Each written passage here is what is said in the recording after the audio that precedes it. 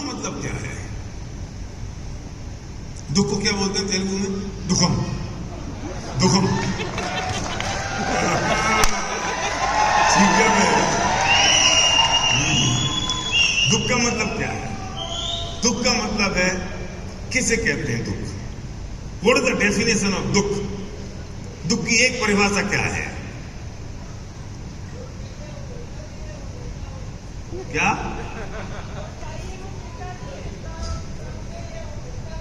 शाबाश, लगता है इसे सुन रखा है।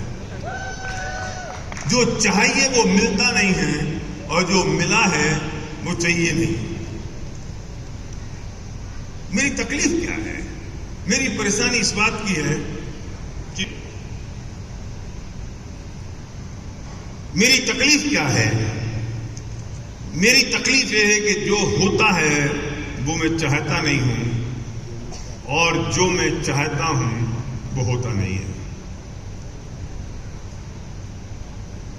यही तो तकलीफ है। मुझे क्या चाहिए? जो मुझे चाहिए वो मुझे मिलता नहीं है और जो मुझे मिल रहा है वो मुझे नहीं चाहिए। इसका इलाज क्या है? इसका सॉल्यूशन क्या है? साउंड डाउन करो कुंदन। इसका इलाज क्या है? क्या सॉल्यूशन है इसका?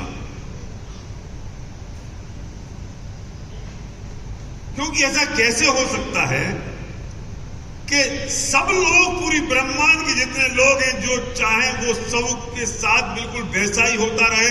ऐसा पॉसिबल कैसे है?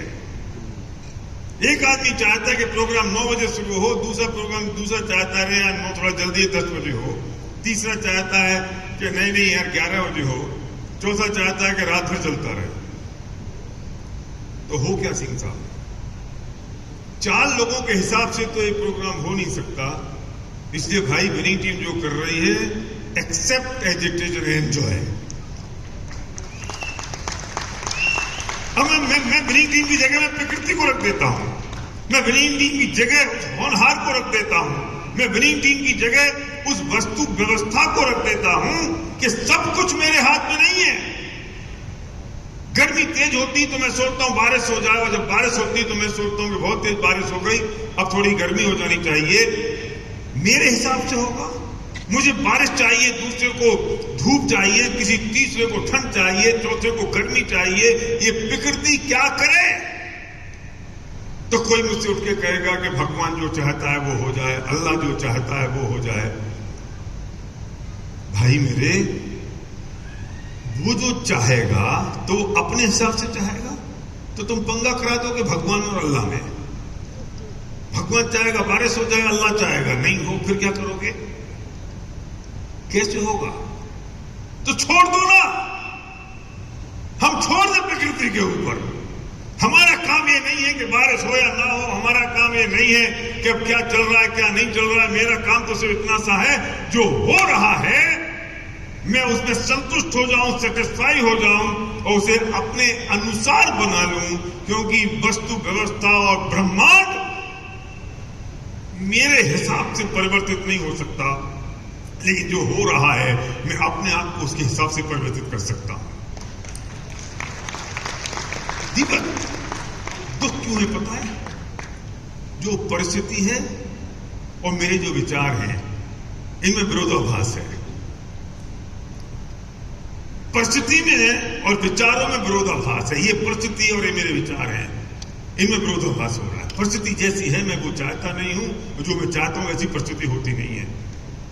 और तुम परिस्थिति को बदल नहीं सकते। क्यों? क्योंकि अगर सब लोग परिस्थितियों को बदलना शुरू करेंगे तो परिस्थिति रहेगी कैसे? संभव नहीं है। तो क्या करें? अरे जैसी परिस्थिति उसे चाहने लगो ना। जब हैदराबाद में खाने की बात आई तो मेरे पास इंफॉर्मेशन आई कि हैदराबाद के लोग कहते हैं कि हम मिर्ची ज्यादा तेज खाते हैं, तो फैमिली जोन में बहुत तीखा खाना बनना चाहिए। तीखा बना है?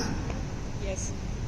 तो नॉर्थ से लोग कहते हैं मिर्ची बहुत तेज है, हमें सुबह बहुत तकलीफ होती है। मिर्ची में प्रॉब्लम ये नहीं है कि मिर्ची तेज है, खाते वक्त कोई तकलीफ नहीं होती। थोड़ा सा फ्यूचर विजन तो रखो।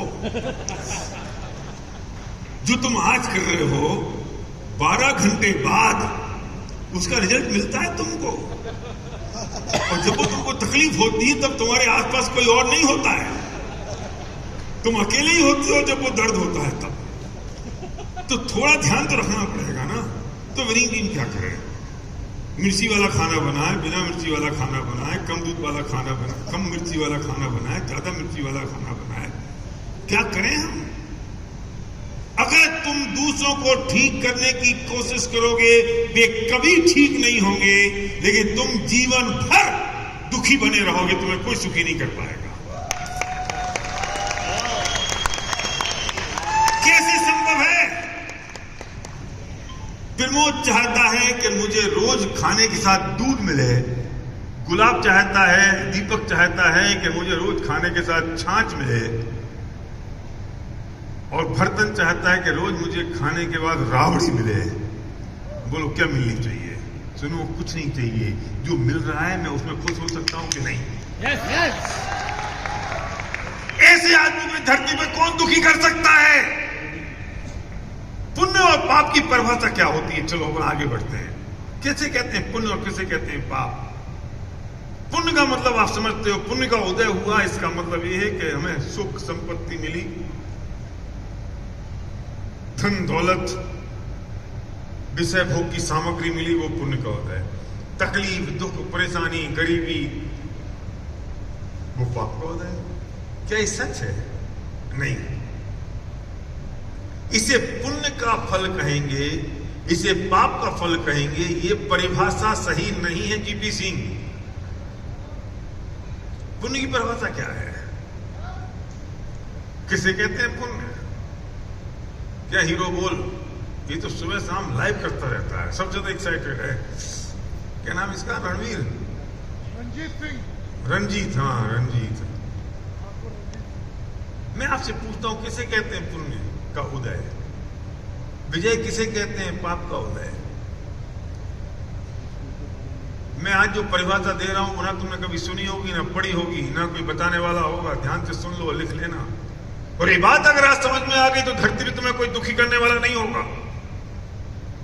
ये बात हिंदू हो, चाहे मुस्लिम हो, चाहे सिख हो, चाहे ईसाई हो, चाहे जैन हो, बौद्ध हो, कोई भी धर्म के लोग इस परिभाषा को नकार नहीं सकते, ना किसी का धर्म ग्रंथ इस परिभाषा को नकार सकता है। पुण्य का उदय मतलब और पाप का उदय का मतलब क्या? What is the definition?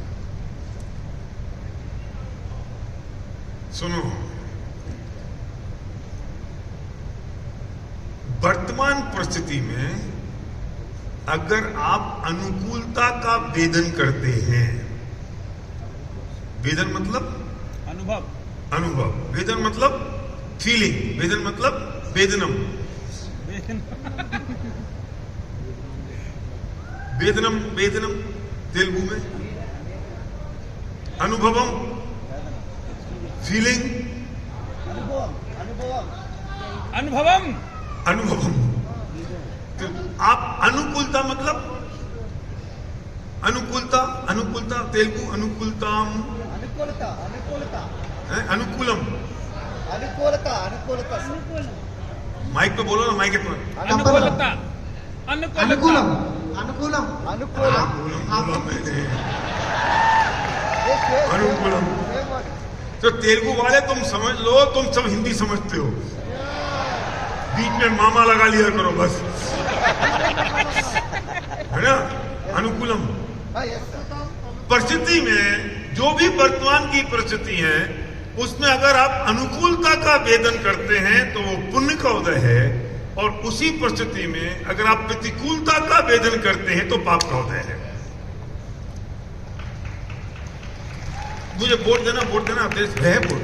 सुनो, मैं बहुत बढ़िया बात कहता हूं, अभी समझ में नहीं आई। दो चीजें हो गई ना, दो चीजें हो गई। एक्चुअली स्टेज इतना बड़ा है कि यहीं पे मॉर्निंग वॉक हो जाती है। दो चीजें हुई ना, एक अनुकूलता हो गई, ये अनुकूलता हो गई, और एक होगी प्रतिकूलता। ठीक है ना?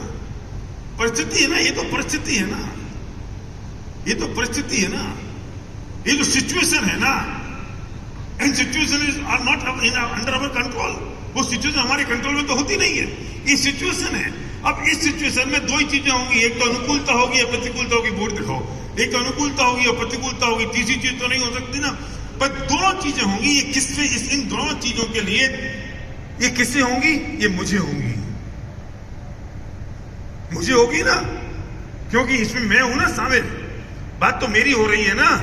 तो ये जो मुझे हो रही है अनुकूलता या प्रतिकूलता, इसमें होगा क्या? इसमें वेदन होगा, इसमें फीलिंग होगी,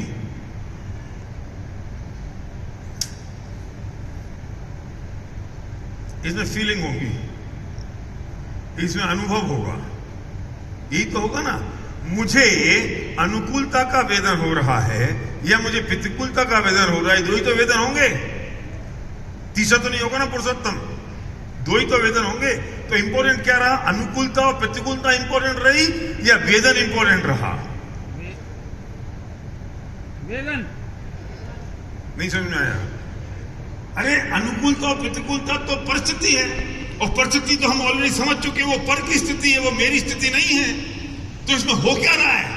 वेदन, फीलिंग, महसूस करना। तो इंपॉर्टेंट क्या रहा? वेदन इंपॉर्टेंट रहा ना। यस। किसका वेदन? हमारा। मेरा वेदन। मेरा। कहीं समझ आ रही बात? मेरा वेदन इंपॉर्टेंट रहा ना।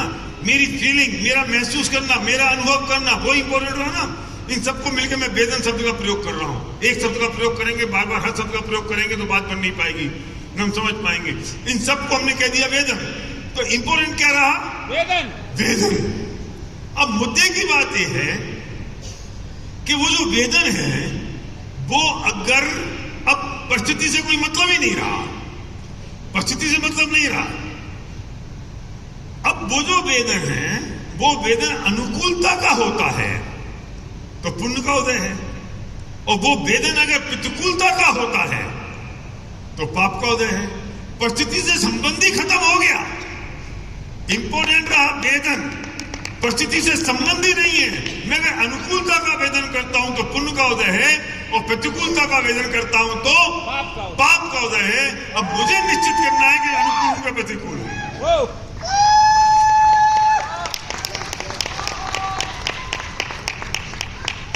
सुनो, अब इंपॉर्टेंट है कि मैं महसूस करूंगा कौन सी परिस्थिति है जिस परिस्थिति में आपको तकलीफ हो रही है, या कौन सी परिस्थिति है जिसमें आपको अच्छा लग रहा है। You decide. महावीर सिंह जी बैठे हैं, इनके पैर में पैरालिसिस है और दूसरे पैर में पोलियो है। ये पाप का उदय है कि पुण्य का उदय है? नील बोलो, कौन बोला पाप का उदय? तुम कौन निर्णय करने वाले पुण्य का के पाप का? हम दूसरे का निर्णय करने वाले कौन होते हैं? तुमने कैसे डिसाइड किया कि उनके पाप का उदय है? हम कौन पंच हो गए? हम कैसे डिसाइड करेंगे इसके पुण्य का उदय के पाप का उदय है? ये तो वो ही नक्की करेंगे कि उनके पुण्य का उदय के पाप का उदय है। और वो कैसे नक्की करेंगे जमाल?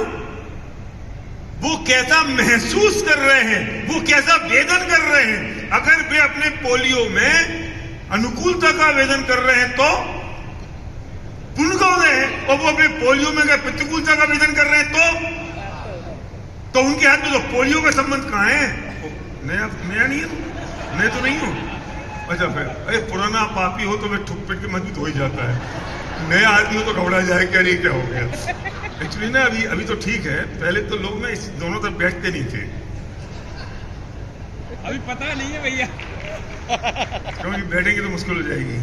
तो अब सवाल पोलियो का नहीं रहा, सवाल पैरालिसिस का नहीं रहा, सवाल इस बात का हो गया कि वो वेदन अनुकूलता का या प्रतिकूलता का है। अगर उनको लगता है कि यार मजा आ गया, अपनी व्हील चेयर रहती है, पत्नी 24 घंटे साथ रहती है, मैं हिलता हूं तो 6 लोग मेरे साथ आ जाते हैं, खाना मेरी टेबल पे आता है, मेरे पास आता है, लोग वाह वाह वाह करते हैं, भरन साहब मुझे याद कर रहे हैं। तो इनका जो पोलियो है, इसे रखते बाद में करना, इनका जो पोलियो है वो पाप का उदय है कि पुण्य का उदय? नहीं समझ में आया? नहीं समझ में आई? दोबारा सुनो तो ये किसने कहा कि पाप का उदय से होता है? इंपॉर्टेंट है कि इनका वेदन कैसा है। परिस्थिति से कोई संबंध ही नहीं है। संबंध तो इस बात का है कि उस परिस्थिति में आपका महसूस कैसा करते हैं, वेदन कैसा करते हैं किसी आदमी की। मैं कहता हूं कि मुझे भी कोविड हो गया। कोविड पुण्य की वजह से होता है कि पाप की वजह से है? मैं कैसा महसूस कर रहा हूं? मुझे भी कोविड हुआ। मैं 7 तारीख को, मुझे 5-6 तारीख को, अभी अगस्त में मुझे कोविड हो गया। कोविड हो गया तो मैं कहा चलो चलो चलो चलो बाहर जाओ सब लोग, मैं क्वारंटीन होऊंगा। मैं क्वारंटीन हो गया। पता है पुरुषोत्तम मैंने क्या सोचा, चलो यार 7 दिन फोन बंद रहेगा, ये पुरुषोत्तम का फोन मोन सुनना बंद, व्हाट्सएप देखना बंद, खूब सोएंगे, खूब पढ़ेंगे, खूब मेडिटेशन करेंगे सबका। तो वो जो कोविड है वो पुण्य का उदय था कि पाप का? तो किसने कहा कि कोविड पाप की वजह से होता है? बोलो। मेरी टांग टूटी थी, पता है, पिछले फैमिली रियूनियन में जो हमने किया था हाइब्रिड, तो मुझे कितना फायदा था कि मैं हिलता तो 4 लोग खड़े हो जाते, मुझे वॉशरूम जाना होता तो 4 लोग मेरे साथ जाते, मैं स्टेज से उतरता तो 3 लोग मुझे पकड़ते, भैया मैं पकड़ लूं मैं पकड़ लूं। वो संध्या पूछती कुछ खाओगे? तो मैं ये पूछता हूं कि टांग टूटना पुण्य का उदय है कि पाप का उदय है? जब से वो प्लास्टर खुला है ना श्रीनिवास, ना संध्या ने खाने को पूछा है, ना 4 आदमी मेरे साथ बाथरूम जाते हैं सीरीज, ना मुझे व्हील चेयर मिलती, मुझे अपने आप भागना पड़ता है, अपने आप आना पड़ता है।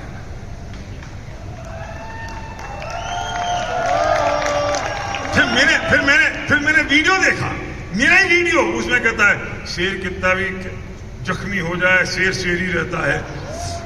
मैंने देखा मेरा वीडियो, तो वो पुण्य के उदय से हुआ कि पाप के उदय से हुआ? कोई शेर कहने वाला तो मिला? तो किसने कहा कि पैर टांग जो टूटती है वो पाप के उदय से टूटती है? वो पहले जो पाप पुण्य का भाव लाए थे उसकी वजह से। हाँ, पहले जो पुण्य और पाप का भाव लाए थे उसकी वजह से हो रहा है। ये और हमारा बड़ा पंडित है बेटा, वो अलग फिलॉसफी है, वो फिर बाद में समझाऊंगा। बताई थी आपने। नहीं तो इसके लिए समझने को सारे ड्यू स्टूडियो को अलग से बैठना पड़ेगा। अभी टॉपिक ये है तुम महसूस कैसा कर रहे हो, सवाल इस बात का नहीं है। बोलो, माइक देना, माइक देना, माइक। हाँ, कल क्या इंसिडेंट हुआ तुम्हारे साथ? जल्दी। क्या हुआ कल? मुझे भैया कल यहाँ मीटिंग में बैठा हुआ था, जब ब्रेक हुआ था, तो मैंने घर में फोन किया कि मैं रिटर्न का रिजर्वेशन करा दूं। कार्ड ले लिया, रिजर्वेशन हो रहा था, साइबर क्राइम हुआ, 25,000 निकल गया कल दोपहर को। क्या निकल गई? 25,000 अकाउंट से निकल गया। फ्लाइट तुम्हारे अकाउंट से निकल गए? 25,000 निकल गए कल दोपहर को, यहाँ बैठा हुआ था। अच्छा। मेरे साथ मेरे जो टीम है वो भी बैठे हुए, उनको सबको मालूम कि इनके 25,000 चले गए। सर मजे से मीटिंग करता रहा, रात को एंजॉय करता रहा, कुछ नहीं। वाइफ रात को बोलती है तुम्हें बिल्कुल भी टेंशन नहीं क्या? मैंने कहा पुण्य उदय समझे ना क्या है, भैया की चीज समझे ना। 2 प्लान एक्स्ट्रा करेंगे, 25,000 फिर कमाएंगे। वेरी गुड, बहुत बढ़िया। अब इस धरती पे कौन जीपी सिंह को दुखी कर सकता है, परेशान कर सकता है? जिसको ये समझ में आ गया कि होना क्या है वो तो हो चुका। पुण्य पाप का अगर ये दुखी रहता, हाय राम मेरे 25,000 चले गए, हाय राम मेरे 25,000 चले गए, हाय राम मेरे 25,000 चले गए, तो वे तो जा चुके थे, उसे तो कोई रोक सकता ही नहीं था, ये तो आने वाले नहीं थे सुधीश। लेकिन ये दुखी हो जाता। 25,000 जाना भी इसकी पुण्य का उदय हो गया। क्यों? क्योंकि उसने अनुकूलता का आवेदन किया कि अब 2 प्लान और दिखाने हैं।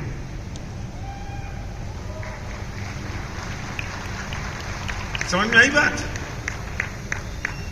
आप वेदन कैसा कर रहे हो? वो पुरुषोत्तम लाहौटी है ना, अभी फिर नहीं आया होगा। वो पुरुषोत्तम लाहौटी के पुण्य का उदय कि पाप का उदय? वो क्या फील कर रहा है? वो अगर ये महसूस करता है हाय राम मेरे पास तो 1 रुपया भी नहीं आ रहा, मेरे पास तो 1 रुपया भी नहीं आ रहा, इतने सारे ड्यू चोरी हो गए तो दारू में मेरे पास तो 1 रुपया नहीं है, तो पाप का उदय? वो कहे वाह मेरे पास इतनी बड़ी असेट्स है और जिस दिन मैं चाहूंगा उस दिन मैं थोड़ा सा काम करके कर लूंगा, तो उसका पुण्य का उदय आ गया। क्या फर्क है? अरे किसी की पत्नी बहुत खूसट हो, रोज लड़ती हो, झगड़ती हो, प्राण ले ले, काली कलुटी धुतकड़ू हो, बिल्कुल बदसूरत हो, झगड़ा करती है, तो वो पुण्य का उदय है, कईयों के पाप का उदय है। कईयों को बोलना पड़ेगा तुम्हारी बेगम पास में बैठी है, परिस्थिति है वो तो। बोलो बोलो बोलो, कईयों बोलो, माइक दे कईयों को, जल्दी से माइक दे। फंस गए तुम, जवाब देना पड़ेगा। पुण्य का उदय है सर, क्यों? अपने नसीब में लिख के आया था। शाबाश, क्या बात है।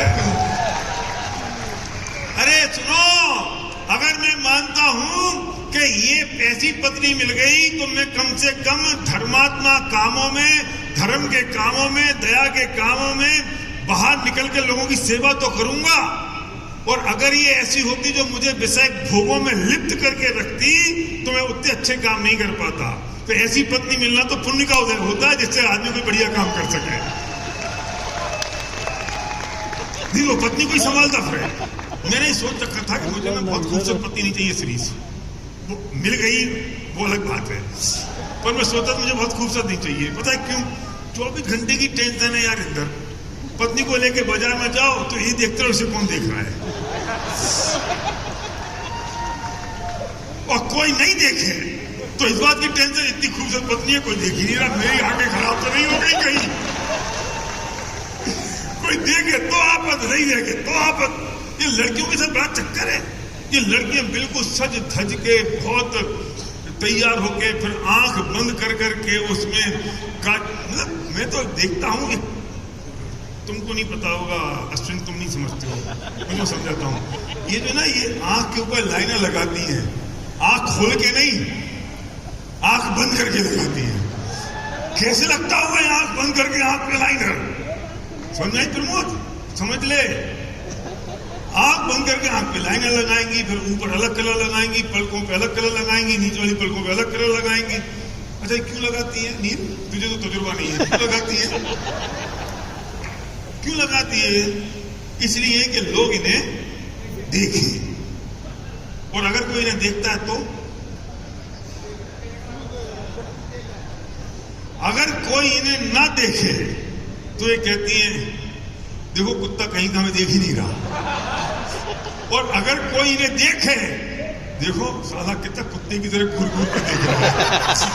अरे भैया वो करे क्या, ये तो समझाओ।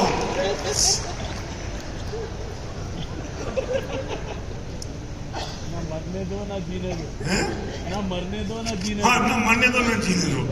अब वो ऐसी लड़की को कौन सुखी कर सकता है जब उसे कोई देखे तो तकलीफ और ना देखे तो तकलीफ। इसलिए मैं चाहता था मेरी पत्नी बहुत खूबसूरत ना हो, मुझे उसे संभालना तो नहीं पड़ेगा, उसे संभालता फिरूं मैं। तो बदसूरत पत्नी मिलना पुण्य का उदय है कि पाप का उदय है? अरे भाई तू कैसा महसूस करता है, इससे कोई संबंध नहीं है कि पत्नी खूबसूरत है कि बदसूरत है, इससे कोई संबंध नहीं। वो लड़ती झगड़ती है, कोई संबंध नहीं है। पत्नी अगर झगड़ा करती है रोज तो पुण्य का उदय है कि रात को 12 बजे जाऊंगा, सुबह 6 बजे निकल जाऊंगा और रोज दिन में 20 प्लान दिखाऊंगा और पत्नी के पैरों में दुनिया की धन संपत्ति रख दूंगा। पुण्य के उदय से मिली ना।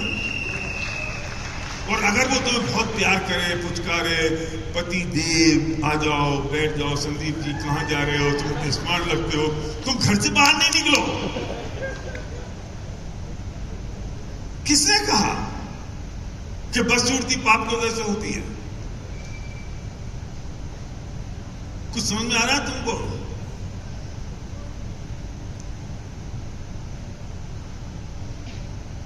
सुरेश समझ में आ रहा है कुछ? थोड़ा थोड़ा समझ में आ रहा है सुरेश? हाँ सुरेश, सुरेश तो समझता ना, सुरेश बोल रहा हूं। वो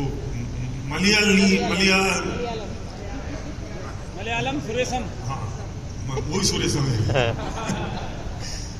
सवाल इस बात का है कि मैं महसूस कैसा करता हूं। अगर आप अनुकूलता का आवेदन करते हैं तो पुण्य का उदय है, और प्रतिकूलता का आवेदन करते हैं तो पाप का उदय है। इससे कोई संबंध नहीं है कि आपकी परिस्थिति कैसी है। किसी भी परिस्थिति में, धरती की कोई भी परिस्थिति में, अब तुम्हें कौन दुखी करेगा, तुम्हें कौन परेशान कर सकता है?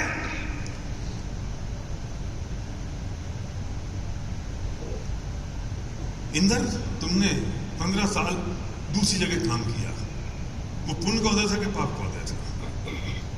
पुण्य का उदय था। अगर तुम वो नहीं करते तो तुम्हें यहां नहीं आ पाते।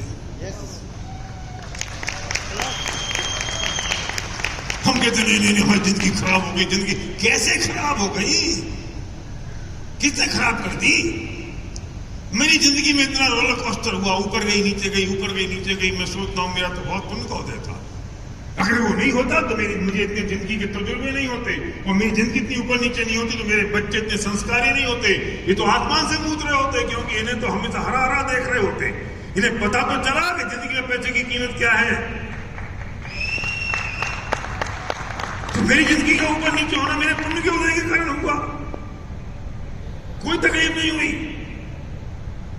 कोई परेशानी हो ही नहीं सकती। और हम अब ऐसे व्यक्ति को धरती पे कोई दुखी नहीं कर सकता। हमारे दुखी होने का कारण एक सबसे बड़ा और है, हम चीजों का मूल्यांकन कर रहे हैं। तुम्हें किसने अधिकार दिया मूल्यांकन करने का?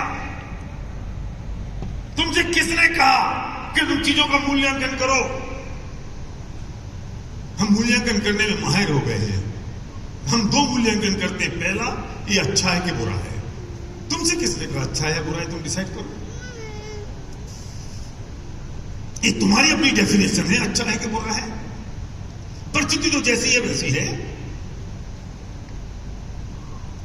ये लाल रंग का पैंट पहनना अच्छा है कि बुरा है?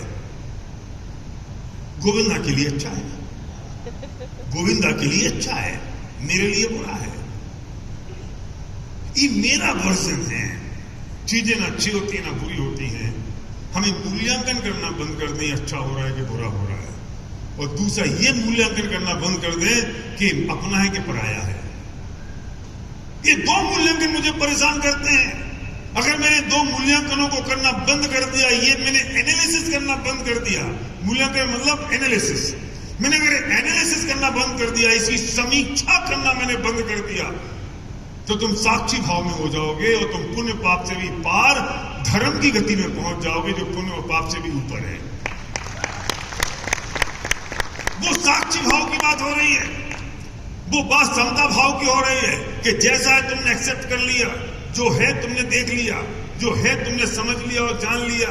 तुमने अपने आप को अटैच नहीं किया, तुमने अपने आप को उससे जोड़ा नहीं, और तुम लॉ ऑफ डिटैचमेंट में पहुंच गए। जब तुम लॉ ऑफ डिटैचमेंट में आ जाते हो तो जीवन में कोई दुखी करने वाला नहीं होता।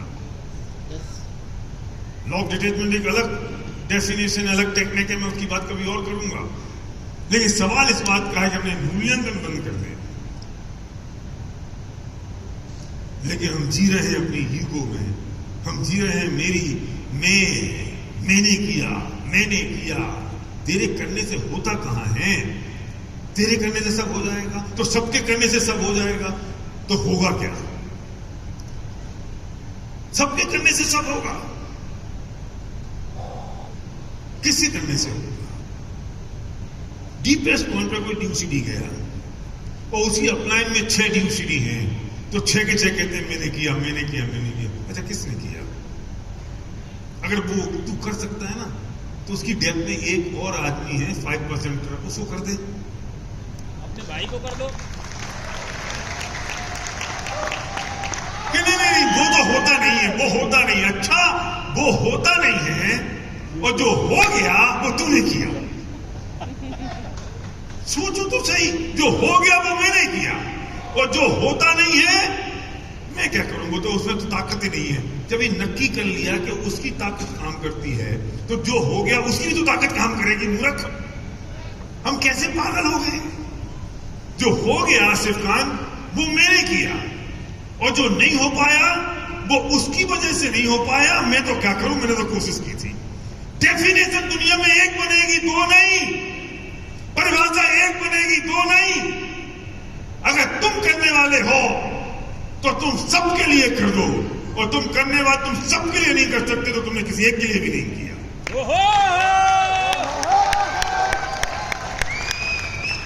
विपिन, समझ में आ गई ये बात? घर में खाना खाओ ना, और आज दाल थोड़ी खराब बने तो पत्नी क्या कहती है पता है? मैंने कोशिश तो की थी, पता नहीं कैसे खराब बन गई। क्यों तेरी कैसे खराब बन गई पापा? पता नहीं, मैं तो पता नहीं, आपको ही खराब लग रही होगी, बाकी तो मुझे तो ठीक लगी। अरे ये कौन सी परिभाषा है कि मुझे तो ठीक लगी, आपको खराब लगी होगी? और चलिए अच्छी बन जाए, मेरे को चेरी दाल बहुत अच्छी बनी। अच्छा पापा, मेरा तो हाथ ही कुछ ऐसा है। एक चीज नक्की कर लो, हमारा पागलपन है ये पागलपन है हमारा। हम पागल हो गए हैं, हम कर्ता का बोझ लेके घूम रहे हैं कि मैंने किया, मैंने किया, मैंने किया, मैंने किया, मैं करता हूं, मैं करता हूं, मैं कर सकता हूं, मैं कर सकता हूं। और तुझे बार बार कदम कदम पे धोखे मिलते हैं, फिर भी तेरी समझ में नहीं आती ये बात। हम करने वाले नहीं हैं।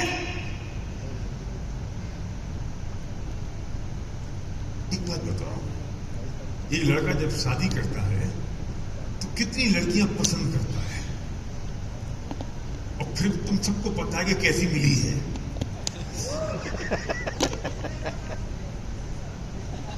वो देखो, सलीम बोलता मैंने 25 देखी थी, ये 26 भी है। अभी मैं सलीम के पास बैठी थे, पूछ नहीं सकता हूं कि वो 26 भी कैसी, वो सलीम की आत्मा जानती है। क्योंकि बेचारा सलीम जब भी वीडियो फोटो बनाता है तो वो कहती काहे को बना रहे हो तुम कैसे ही हो, बार बार बनाते रहते हो, वीडियो किस काम आएंगे? बेचारे को बनाने नहीं देती वो। अब सलीम से पूछे वो कैसी है, पर मैं पूछता हूं, तुमने कभी अपनी मां को पसंद किया था सलीम?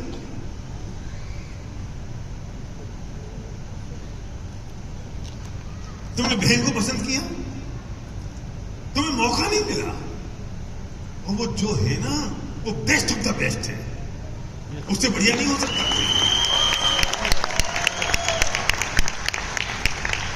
तुम्हें ये भ्रम हो गया है सलीम कि तुमने 26 भी पसंद की, ये भी तुमने पसंद नहीं की है, ये तो निश्चित थी, यही आनी थी, यही मिलनी थी।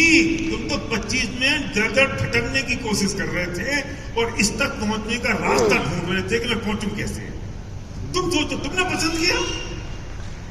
तुम अगर पसंद करने वाले हो तो रूल तो एक ही काम करेगा, मां को पसंद क्यों नहीं किया, बहन को पसंद क्यों नहीं किया, भाई को पसंद क्यों नहीं किया? सबके अपने अपने कर्म काम करेंगे कि नहीं? सबके अपना अपना भाग्य काम करेगा कि नहीं? अगर ये काम नहीं करेगा तो उसके अपने कर्मों का क्या होगा?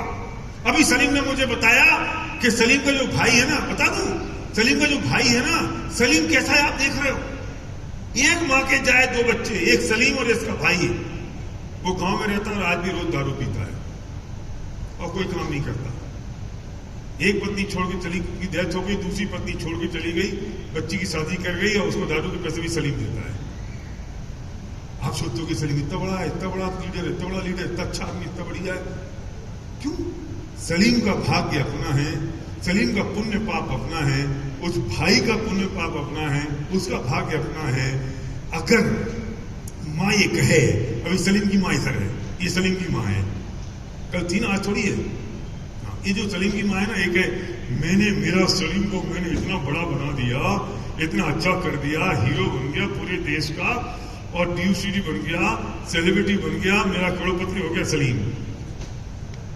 और दूसरा बेटा वो नालायक है, समझता नहीं है, बेवकूफ है, दारू पीता है, मैं क्या करूं, कर करके थक गए, परेशान हो गए, वो तो नालायक ही निकल गया। ये निकल गया और इसको तूने कर दिया। अगर तूने इसको कर दिया तो इसको भी कर दे, और तू अगर इसको नहीं कर पाई ना तो तूने इसको भी नहीं किया। रूल तो एक काम करेगा, 2 रूल काम नहीं करेंगे। हम कैसे कर्ता बन जाते हैं किसी के? कौन मां है जो अपने 2 बच्चों के साथ दोहरा व्यवहार करेगी? एक से संस्कार देगी, एक सा व्यवहार करेगी, एक सा एनवायरमेंट देगी, एक की मदद करेगी, एक की सपोर्ट करेगी, फिर भी सबके भाग्य, सबके कर्म। तो भगवान ने क्या किया?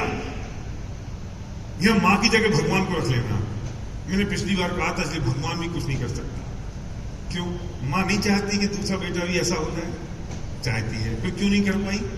क्योंकि अगर मां कर जाएगी तो उसके उस दूसरे बेटे के अपने कर्मों का क्या होगा?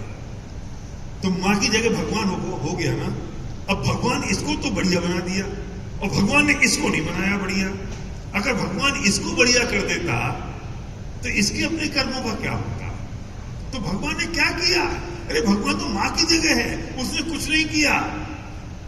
जो हुआ वो सबको अपने अपने कर्मों का फल मिला, किसी के देने लेने से कुछ नहीं मिला। लेकिन सुनो, तो छोटे भाई के पास जाओगे तो बताओ क्या गालियां देगा मां को? छोटे भाई के पास जाओगे तो मां को गाली देगा। मुझे सब पता है, मां ने ना सलीम को बहुत मदद करी है और मुझे नहीं किया। मुझे अगर कर देती ना तो मैं भी ऐसे ही हो जाता। हम कुछ बन नहीं पाते तो भगवान को जाके गालियां देते हैं कि भगवान तूने मेरी मदद नहीं करी, अगर तू मेरी मदद कर देता तो मैं भी ऐसा नहीं रहता। हम अपने कर्मों को नहीं देख रहे हैं, हम भगवान को दोष दे रहे हैं।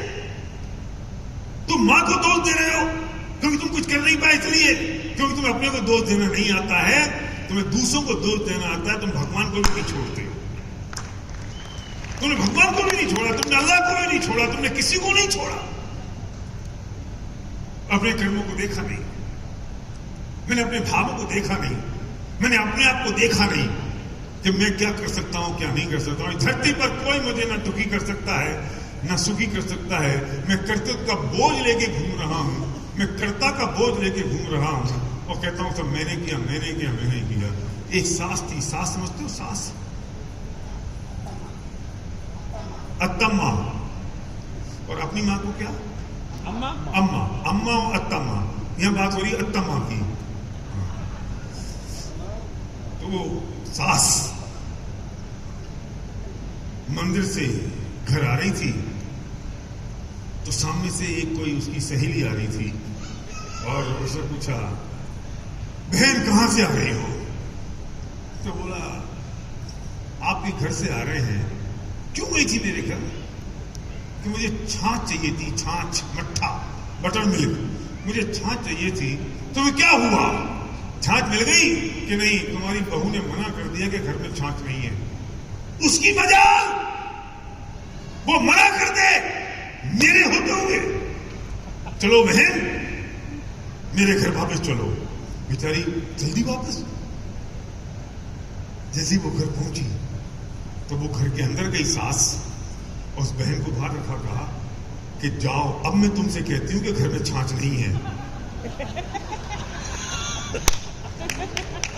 नहीं समझ में आई? अरे बहू की कैसे हिम्मत हो सकती कि वो मना कर दे घर में छाछ नहीं है? मना तो मैं करूंगी कि घर में छाछ नहीं है। ये ईगो है, ये अहंकार है, इतना कर्तव्य का बोझ है। बहू की क्या औकात कि मना कर दे छाछ को? मैं मना करूंगी, जाओ घर में छाछ नहीं है। हम भी ऐसे हो गए। हम भी ऐसे हो गए। हमने हर चीज के कर्तव्य का बोझ अपने सिर पे ओढ़ लिया है। मैं ये करता हूं, मैं ये करता हूं, मुझे ये करना है, मुझे ये करना है, और मैं उस कर्तव्य के बोझ को लेके चल रहा हूं। और जब मैं इस बात को चल रहा होता हूं तो मैं समझता हूं मैं सिर्फ मैं एक ही काम करता हूं, और वो मेरा काम ये है कि मुझे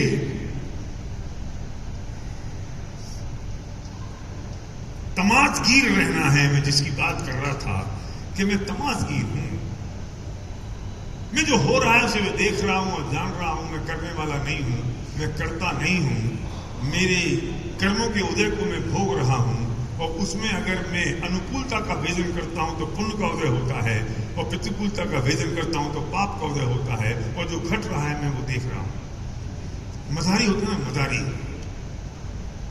तो जब गांव में बंदरिया को लेके मदारी आता है और सारे लोग तमाशा देखने वाले चारों तरफ खड़े हो जाते हैं, और वो मदारी कहता है, बंदर बंदर बंदर, जाओ अपनी पत्नी बंदरिया के पास।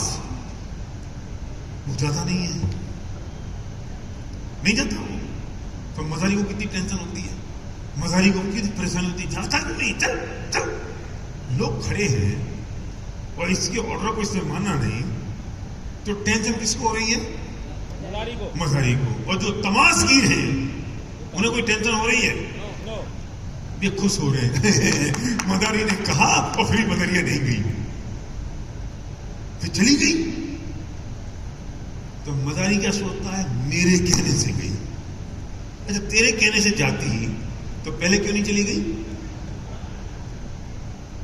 लेकिन मजे की बात तो यह है कि मदारी अब भी टेंशन में है कि दोबारा गई कि नहीं गई, लेकिन तमाशगीर फिर भी ताली बजा रहा है। अच्छा, चली गई। तमाशगीर तो दोनों परिस्थितियों में खुश है। बंदरिया जाएगी तो भी खुश है और बंदरिया नहीं जाएगी तो भी खुश है, क्योंकि वो तमाशा देख रहा है। टेंशन तो उसको जो तमाशा कर रहा है।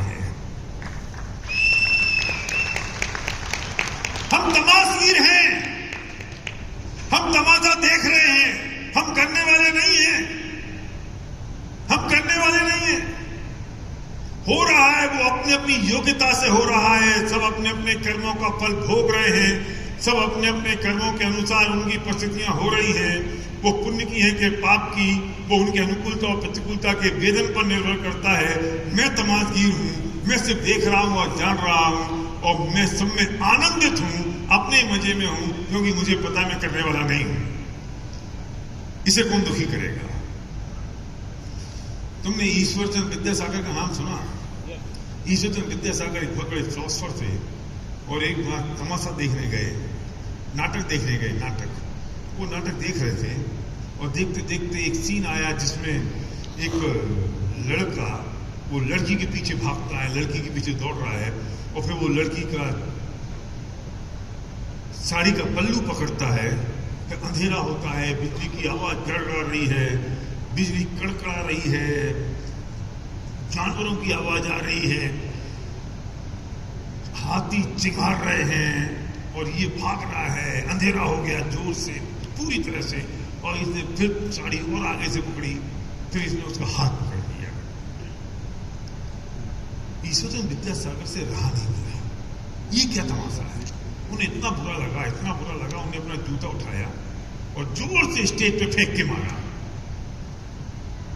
नाटक बंद हो गया, नाटक बंद हो गया।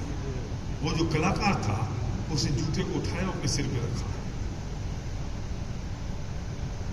और बोला कि मेरी जिंदगी का सबसे बड़ा इनाम मुझे आज मिल गया।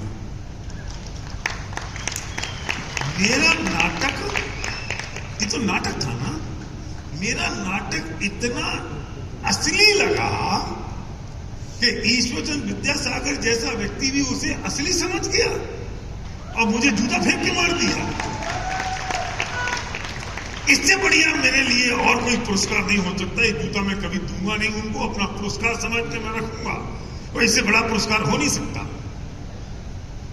लेकिन ईश्वरचंद विद्यासागर, मजे की बात तो अब है कि ईश्वरचंद विद्यासागर ने अपना मुंह नीचा किया और चुपचाप उस क्राउड से, उस भीड़ से निकल गए।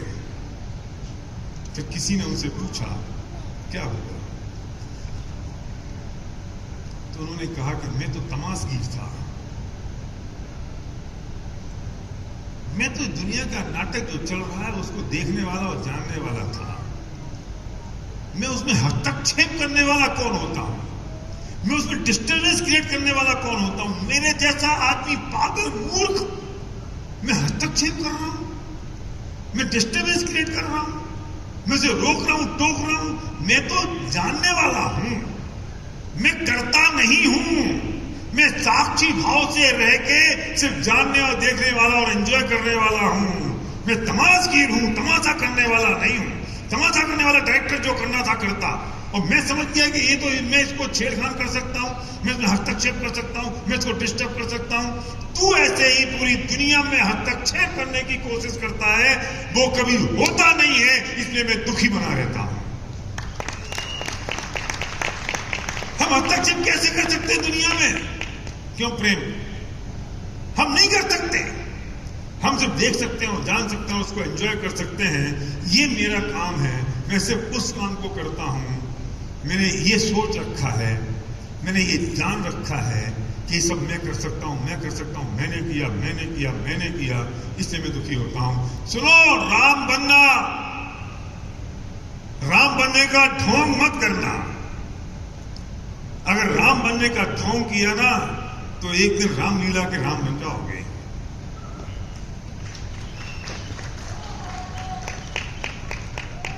यहां वो राम का रोल करता है और बाहर जाके बीड़ी पीता है। क्यों? क्योंकि वो राम नहीं है, वो तो रामलीला का राम है। तुम्हें राम बनना है, राम बनने का ढोंग नहीं करना है। अगर ढोंग करोगे तो रामलीला के राम बन जाओगे। हमारा जीवन ऐसा हो जाए, हमारी बात ऐसी हो जाए और इस धरती पर कोई व्यक्ति कुछ भी स्थिति और परिस्थिति आ जाए जो मुझे दुखी नहीं कर सकती, मुझे परेशान नहीं कर सकती, क्योंकि मैं निर्णय करने वाला मैं स्वयं हूं। कोई मेरा निर्णय करने वाला नहीं है इस धरती पर, क्योंकि मेरा पुण्य और पाप मेरी अनुकूलता और प्रतिकूलता के वेदन पर निर्भर करता है, किसी और व्यक्ति की स्थिति, परिस्थिति और सिचुएशन पर निर्भर नहीं करता। कौन दुखी कर सकता है तुम्हें? और आज के बाद दुखी मत होना, क्योंकि ये निर्भर करता है तुम्हारा वेदन कैसा है। मैं अपने बच्चों से कहता हूं हर बार, महीने में एक दो बार तो कह देता हूं, देखो बेटा आज पुण्य की वजह से जो आ रहा है उसे एंजॉय करो, मस्त रहो, जैसी जिंदगी जीना चाहते हो जी लो, लेकिन हो सकता है पाप का उदय आ जाए तो ये सब खत्म हो जाए, तो हम फुटपाथ पे हरी मिर्ची और सूखी रोटी के साथ भी खाना खाएंगे ना, तो अभी अनुकूलता का वेदन करेंगे, प्रतिकूलता का वेदन नहीं। हमें कौन दुखी कर सकता है? फिर कौन दुखी कर सकता है? और हम दुखी क्यों हो सकते हैं? हमें धरती पे कोई दुखी करने वाला नहीं है, उसे निर्णय से मैं करता हूं। और आज के बाद ये निर्णय अब सिर्फ मैं करूंगा, कोई और नहीं। तैयार हैं? खड़े हो।